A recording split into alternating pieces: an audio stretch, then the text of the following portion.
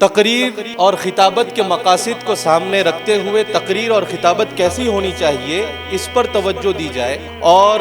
اس کو سامنے رکھتے ہوئے ہماری خطابت اور ہماری تقاریر ہونی چاہیے عوام کے سامنے، اور اسی کو سامنے رکھ کر ہماری تیاریاں ہونی چاہیے۔ اسی لیے میں آپ تمام حضرات سے، جس طرح میں نے کل بات کی، درخواست کروں گا کہ آپ کی تقاریر میں گہرائی اس وقت تک نہیں آ سکتی جب تک آپ کتابوں کا مطالعہ نہیں کریں گے، نمبر 1۔ نمبر 2، آپ حضرات اس بات پر مکمل توجہ دیں کہ آپ کس موضوع پر ماہر بننا چاہتے ہیں۔ جیسے حضرت مولانا طارق جمیل صاحب دامت برکاتہم العالیہ اصلاح معاشرہ پر حضرت کی بہت اچھی گفتگو ہوتی ہے، تو حضرت اصلاح معاشرہ کے لیے ایسے مطالعہ کریں گے کہ ان کی زبان پر ایک علم کا دریا بہے گا۔ اسی طرح علم الکلام پر حضرت مفتی یاسر ندیم الواجدی جب وہ بات کرنا شروع کریں گے تو ان کی باتوں میں وہ کمال ہوگا اور وہ علم بہے گا جو آپ سن رہے ہیں اور سنتے آ رہے ہیں، اور انہی کے شاگرد کی آپ نے کچھ دن پہلے تقریروں کو بھی سنا اور ان کے پورے مکالمے کو آپ نے سنا۔ اسی طرح تعلیم پر اگر آپ کو بات سننی ہے تو مولانا حذیفہ صاحب آپ کے رئیس الجامعہ ماشاءاللہ، ان کا مطالعہ اتنا گہرا ہے کہ وہ تعلیم پر اتنی گہرائی کے ساتھ بات کرتے ہیں کہ آپ اس کو سنتے رہ جاتے ہیں۔ تو آپ حضرات کو اس بات پر غور کرنا ہوگا